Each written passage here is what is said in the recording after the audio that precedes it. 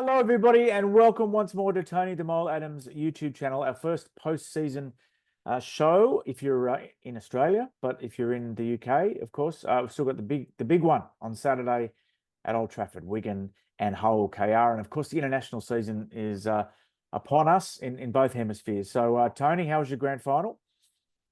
Yeah, I found it a little bit disappointing, I've got to say, Steve. It was built up with so much hype and it ended up being a battle of attrition, didn't it? It was a real defensive dour game. We got 3-4 tries in 80 minutes. But you know, the best team won on the day, and we've seen something very special. The Panthers winning 4 in a row hasn't been done, as they say, since the 1960s. So it's quite a historic event. It was a high standard game, wasn't it? But I guess it just didn't have a lot of breaks, So that was, the kind of, it depended what you look for in a game of footy. Maybe not the highest entertainment value, but definitely very high standard. And one guy who maybe I think on our show last week I tipped to in the Clive Churchill medal, he wasn't anywhere near it, Jahrome Hughes, and the lead of your column. Don't forget to like and subscribe, and also read Tony's columns at 9.com.au. But the lead of your column is about why he might have been a bit below par last weekend.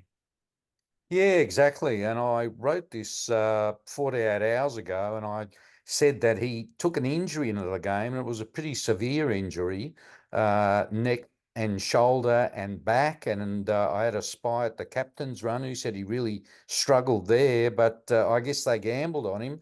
Then the Kiwis picked him yesterday, I think, and I thought maybe my mail isn't that good. But since then, he's pulled out through injury, so it makes me think my mailman was spot on. And look, he's had a great year, Jahrome Hughes. I would have tipped him for the Clive Churchill as well. I think he's been, a deserved winner of the Dally M.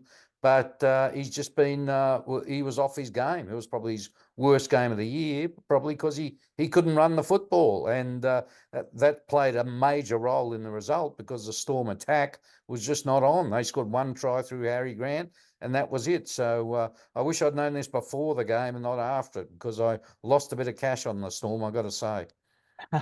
And a bit of signing news, Tony. Dan Russell's been around the PNG team for about a decade now, and he's got a new club.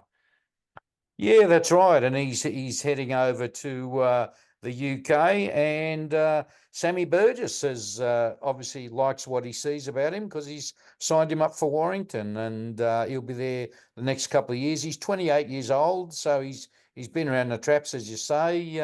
And with Matty Nicholson going to Canberra, he might be the man to replace him there. And this is the place you come to hear about players first. And you've got an item in your column about a new signing at the Broncos, who's a bit of a clone. Sorry, that was your nickname back in the day, wasn't it? Of Pat Carrigan. Yeah, that's right. And his name's Tupu Francis.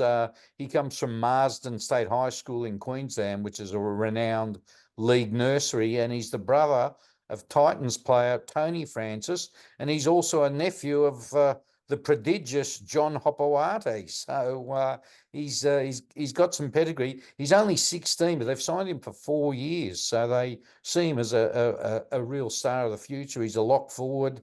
He's going to finish school next year. Word is he'll be an Australian schoolboy, and yeah, one for the little black books. And finally, Tony, you've got an unusual feat being performed, I guess, this weekend in a women's international in Sydney.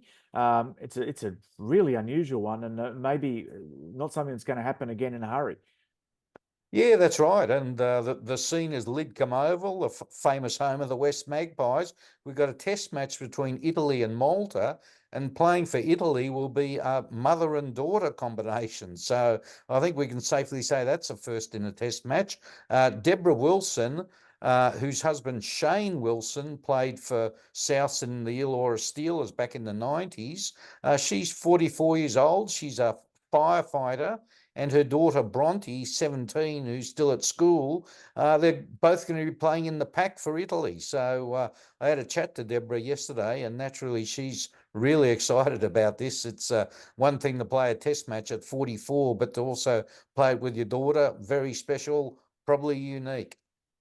Mate, that is a very good item, Tony. You've done very well there, and you know how much I like my international footy. Short and sweet this week, everybody, but we're going to continue throughout the closed season, and obviously there's a lot of footy coming up, even though the NRL is over, with Super League being decided on Saturday, and then there's the Pacific Championships, Samoa touring England, of course, and there's plenty of talking points in their side.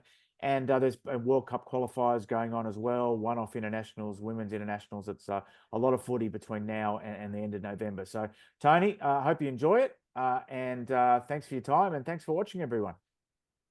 Sounds good, Steve, and we'll do it again next week.